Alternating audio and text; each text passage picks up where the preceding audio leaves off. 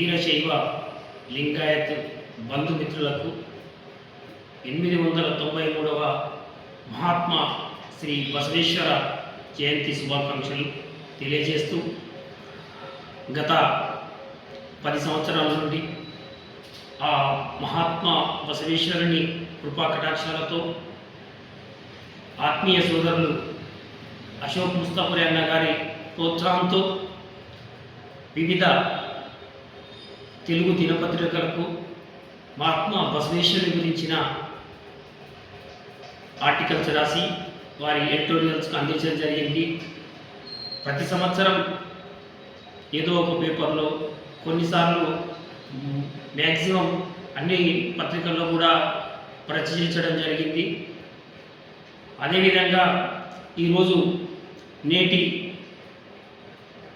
మహిళల రిజర్వేషన్లని ప్రస్తావిస్తూ 12వ శతాబ్దంలో మహాత్మా బసవేశ్వరుల వారు స్త్రీలకు సమాన అవకాశాలు కల్పించినప్పుడు నేడు ఎందుకు అది సాధ్యం కావడం లేదనే విషయాన్ని ప్రస్తావిస్తూ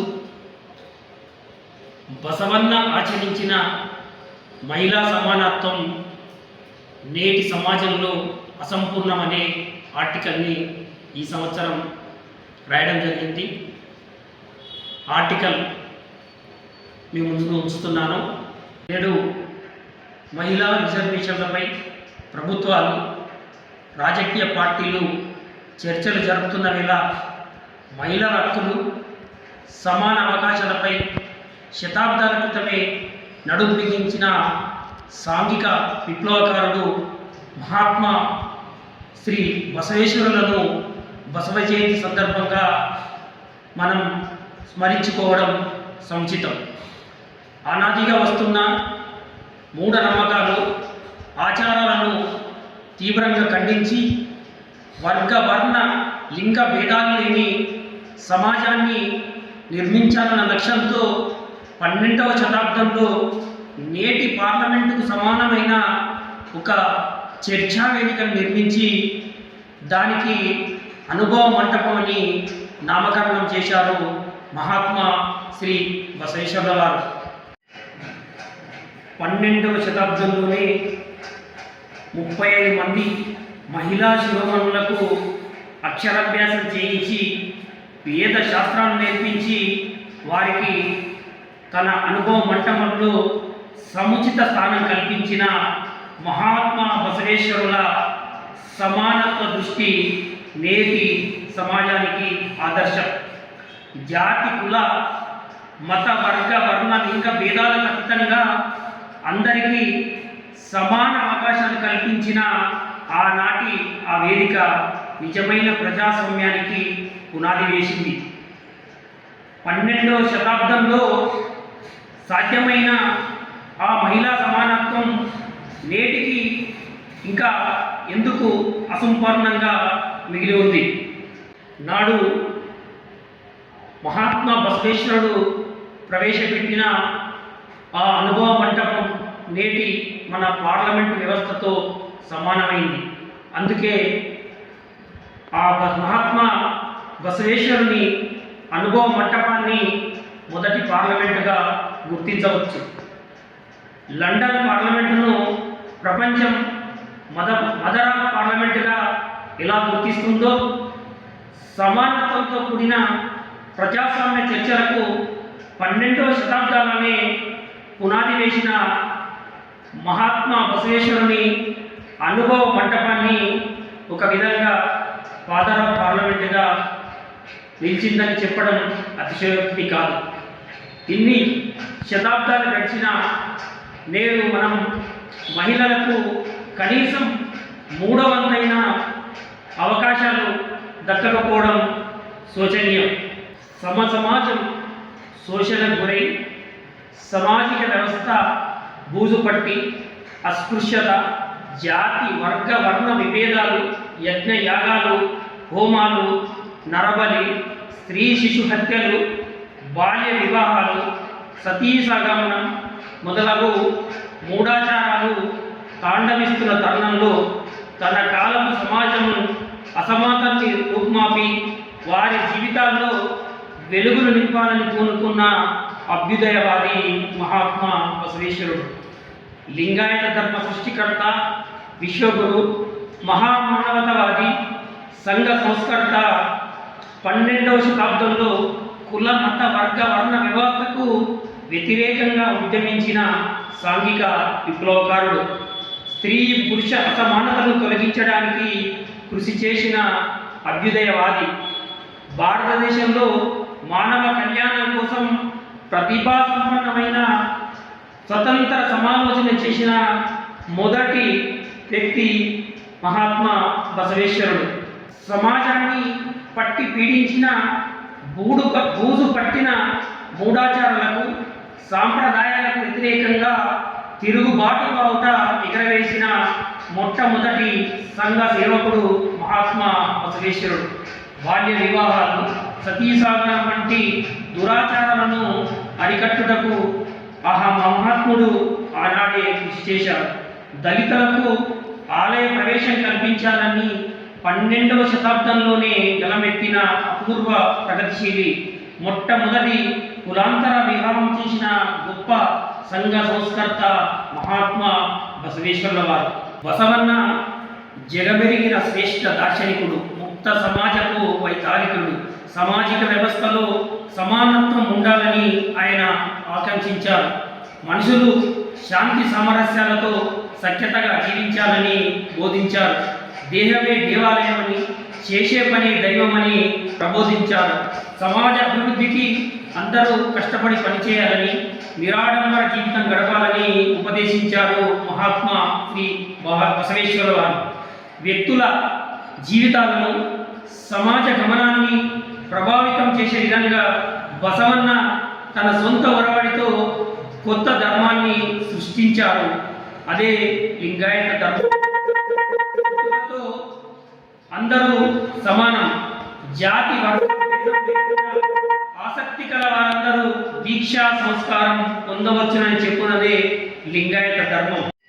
లింగాయత ధర్మం ఓ విప్లవాత్మకమైన మతరూపం. అప్పటిదాకా ఉన్న ఛాందసవాదాన్ని తుడిచిపెట్టేందుకు శివుడి 3వ కంటి నిప్పురవలా దూసుకొచ్చిన శతాగ్ని బసవన్న. మనుషులంతా ఒక్కటే, కులాలు ఉపకులాలు లేవని, సమాజంలో ధర్మం పేరిట జరిగే దురాచారాలను చూసి ఇవన్నీ స్వార్థపరుల సృష్టి అంటూ సమాజంలోని లోపాలపై సమర వేడి భోగించిన సాంఘిక విప్లవకారుడు బసవన్న. సర్వమత సమానత్వమే శాంతికి మూలమని, మానవ కళ్యాణం కోసం ప్రతిభా సంపన్నమైన స్వతంత్ర సమాలోచన చేసిన మొదటి వ్యక్తి మహాత్మా బసవేశ్వరుడు. మహారాన్ని త్యజించి శాకాహారాన్ని స్వీకరించడం, ఇష్టలింగ ధారణ, ఇష్టలింగ పూజ, ఇదే బసవన్న సూచించిన భక్తి మార్గం. బసవన్నకు పూర్వపు యుగంలో పంచములకు వెనుకబడిన కులాల వారికి దేవాలయంలోకి ప్రవేశం లేకుండెను. వారిని పశువులతో సమానంగా చూసే కాలంలో మహాత్మా బసవేశ్వరుడు సమాజ స్థాపనకై దేవుడిని భక్తుల వద్దకు తీసుకురావడానికి ఇష్టలింగమును కనిపెట్టెను. పరమశివునికి ప్రతిరూపమైన ఇష్టలింగాన్ని చేతికిచ్చి గుడి సంస్కృతికి కుల వ్యవస్థను అంతమొందించారు మహాత్మా బసవేశ్వర వారు. ఆచార పారాయణలు పంచములను గుడిలోనికి రానివ్వనప్పుడు ఆ గుడిలోని లింగాన్ని తెచ్చి వారి గుడిలోనే ఉంచిన మహనీయుడు మహాత్మా బసవేశ్వరుడు.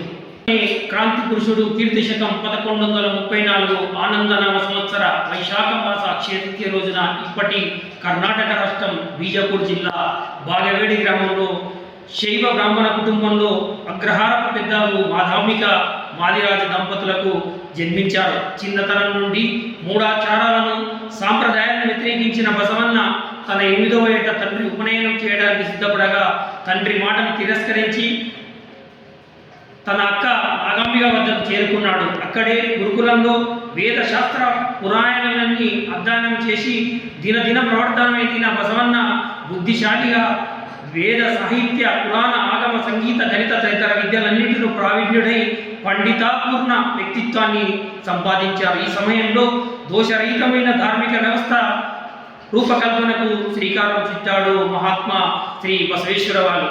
విద్యాభ్యాసం అనంతరం తన మేనమామ విద్యలరాజు దండనాయకుడైన బలదేవర కూతురును వివాహమాడి స్వయం అర్జన తలంపుతో బిజన్పురంలో చేరాడు. కొన్నాళ్ల తర్వాత మేనమామ మృతి చెందడంతో రాజుగారి కోశాగారానికి మంత్రిగా బసవన్న నియమించబడ్డాడు. అపార మేధో సంపన్నుడైన బసవన్న ఎవరు చదవని పురాతన స్వర్ణ పత్ర లిపిని రాజుగారికి చదివి వినిపించడంతో దాని ఆధారంగా నీలమాలిగలో దాగి ఉన్న అపార ధనరాశులను రాజుగారు వెలికి తీశాడు. దీంతో రాజుకు మహాత్మా బసవేశ్వరునిపై ఆత్మీయ అభిమానం పెరుగుతుంది. బసవన్నలోని అపార మేధో సంపత్తి, నీతి, నిబద్ధత, సమాజ సేవను గుర్తించిన విద్యల రాజుగారు మహాత్మా బసవేశ్వరుని తన రాజ్యానికి ప్రధానమంత్రిగా నియమించుకున్నారు. మంత్రిగా బాధ్యతలు తీసుకున్న అనంతి కాలంలో బసవన్న విద్యల రాజ్యంలో నూతన సామాజిక ధార్మిక సంస్కరణలకు శ్రీకారం చుట్టారు. అనాదిగా వస్తున్న మూఢనమ్మకాలను, ఆచారాలను బసవన్న తీవ్రంగా ఖండించారు. బసవేశ్వరునికి పూర్వం స్త్రీలకు, పంచములకు ధార్మిక, సామాజిక, రాజకీయ, ఆర్థిక హక్కులు ఉండేవి కావు. బసవన్న ఆగమంతో అందరూ అన్ని బంధాల నుండి విముక్తి పొందారు. లింగ భేదం, మఠాలు, ఆశ్రమాలకు వ్యతిరేకంగా పోరాటం సాగించారు మహాత్మా బసవేశ్వరుడు వారు. నరబలి, శిశుబలి, యజ్ఞయాగాలు, అర్థం లేని పూజలను నిరోధించి అనంతమైన అతీతమైన సహజ శివయోగమును బసవన్న ప్రసరింపజేసినాడు. నేడు మనం ఆచరిస్తున్న యోగాన్ని 12వ శతాబ్దంలో తన ఇష్టలింగల పూజలో జత చేసి ఆనాటి సమాజానికి అందించారు మహాత్మా బసవేశ్వరుల వారు. బుద్ధ భగవానుడు జైన మహావీరుని తర్వాత కుల మత భేదాలు, పురోహిత పద్ధతి, యజ్ఞ యాగాదులను మనస్ఫూర్తిగా నిరసించిన బసవేశ్వరుడు విశ్వ బంధుత్వవాది. బసవేశ్వరుని వచనాలు, ఉపదేశాలు ఇప్పటి వరకు నేటి సమాజం చింతకు చేరకపోవడం ఎంతో దురదృష్టకరం. ఎప్పుడైతే బసవేశ్వరుడు చేసిన పనులు, సందేశాలు నేటి సమాజం గ్రహిస్తుందో ఆనాడు మహాత్మా బసవేశ్వరుని బుద్ధ భగవానుడి జైన మహావీరుని వరుసలో సముచిత స్థానం ఇవ్వాల్సి ఉంటుంది. సాహిత్యం, తత్వశాస్త్రం దృష్టిలో చూస్తే ఉన్నతమైన, ఎంతో శ్రేష్టమైన వచనాలను సమస్త ప్రజానికానికి ప్రేరణ, మార్గదర్శకం. బసవన్న తన ఉపదేశాలను ప్రజలకు అందుబాటులో ఉండే విధంగా రాసిన గొప్ప తత్వవేత్త. ఆ వచనాల్లోని సూక్ష్మమైన తత్వం సులువుగా బోధపడుతుంది. బసవన్న వచనాలు నేటి మానవాళికి మార్గదర్శకం. విశాల హృదయం, మానవతావాదానికి మకుటమైన వచనాలను అన్ని భాషలలో అనువదించి ఆయన చరిత్రను నేటి తరానికి తెలియజేస్తే సమాజానికి ఒక మంచి సందేశం ఇచ్చిన వారం అవుతాము. సాహిత్యపరంగా కూడా బసవేశ్వరుని వచనాలకు చక్కని గౌరవం లభించింది. బసవన్న 64 లక్షల వచన రాసినప్పటికీ నేడు కొన్ని వేలు మాత్రమే మనకు లభ్యమవుతున్నాయి. బసవేశ్వరుడు సమాజంలో పేరుకుపోయిన వైదిక సనాతన మూఢాచారాలను తన రచనల ద్వారా ఖండించాడు. మహాత్మా బసవేశ్వరుడు విద్యల రాజ్యంలో ఆ కాలంలో సాంఘిక సంస్కరణల అమల్లో భాగంగా మహిళలకు సమాన అవకాశాలు కల్పించడం, సతీ సాగమాన్ని నిర్మూలించడానికి ప్రయత్నించడంతో, వర్ణాంతర వివాహాలు చేయడంతో సమాజంలోని కొందరు బసవన్నను తీవ్రంగా వ్యతిరేకించారు. బసవన్న నూతన సంవిధానం కొందరికి కంటగింపుగా మారడంతో వారంతా ఏకమై బసవన్నని రాజుగారి చేత దేశ బహిష్కరణ గావించారు. విద్యల రాజ్యం నుండి కూడల సంగమనకు చేరుకొని అక్కడే క్రీస్తు శకం 1196లో తన 62వ ఏట తాను వచ్చిన పని అయిపోయిందని పరమాత్మ సన్నిధికి చేరుకున్నాడు మహాత్మా బసవేశ్వరుడు. నేడు ఆ కూడల సంఘం వీరశైవ లింగాయతుల పవిత్ర క్షేత్రంగా బాసిల్లుతుంది. నిరాకారుడే శివుడే సర్వేశ్వరుడు, శివునికి మించిన దైవం లేదన్న విశ్వాసంతో శివ తత్వ ప్రచారానికి పూనుకొని ఇష్టలింగాధారణ చేసి లింగాయత ధర్మానికి బీజాలు వేశాడు మహాత్మా బసవేశ్వరుడు. నాడు మహాత్మా బసవేశ్వరుడు అంకురార్పణ చేసిన లింగాయత ధర్మానికి ఈనాటి కర్ణాటక ప్రభుత్వం మైనార్టీ హోదా ఇస్తూ కేంద్ర ప్రభుత్వానికి సిఫారసు చేసింది. పాల్కూరి సోమనాథుడు తన ఆరాధ్య దైవమైన బసవేశ్వరుడిపై బసవ పురాణం రాశాడు. మహాత్మా బసవేశ్వరుల వారి గొప్పతనాన్ని గుర్తించిన భారత ప్రభుత్వం పార్లమెంటు ప్రాంగణంలో బసవేశ్వరుని విగ్రహాన్ని ఏర్పాటు చేసింది. అదేవిధంగా 2006వ సంవత్సరంలో 5 రూపాయలు మరియు 100 రూపాయల నాణాన్ని విడుదల చేసి ఆ మహాత్మా బసవేశ్వరుని స్మరించుకుంది. తెలంగాణ వాసి డాక్టర్ ధీరజ్ పాటిల్ గారు ఎంతో కృషి చేసి మన ప్రధాని మోడీ గారి చేతుల మీదుగా లండన్లో మహాత్మా బసవేశ్వర విగ్రహాన్ని ఆవిష్కరింపజేశారు. తెలంగాణ ప్రభుత్వం బసవేశ్వర జయంతిని ప్రతి సంవత్సరం అధికారికంగా నిర్వహించడంతో పాటు ట్యాంకు బండ్పై మహాత్మా బసవేశ్వరుని కాస్య విగ్రహాన్ని ఏర్పాటు చేసింది. అదేవిధంగా పాఠ్య పుస్తకాల్లో మహాత్మా బసవేశ్వరుని చరిత్ర చేర్చి నేటి తరానికి బసవేశ్వరుని గురించి తెలిసే ప్రయత్నం చేస్తుంది తెలంగాణ ప్రభుత్వం. అదేవిధంగా కర్ణాటక ప్రభుత్వం ప్రభుత్వ కార్యాలయంలో మహాత్మా బసవేశ్వర విగ్రహాన్ని తప్పనిసరి చేస్తూ ఆ మహాత్మా బసవేశ్వరుణ్ణి స్మరించుకుంటుంది. మహాత్మా బసవేశ్వరుని వారిని ఒక దేవునిగా ఊహించడానికి బదులు వారి ప్రవచనాలను అన్ని ప్రముఖ భాషలలో అనువదించి ఆయన చరిత్రని ప్రచురించాలి. ఆయన బహుముఖ ప్రజ్ఞాశాలి అయిన సాధువు, లోకనాయకుడు. బసవేశ్వరుని విశాల హృదయం మానవతావాదానికి నిదర్శనం.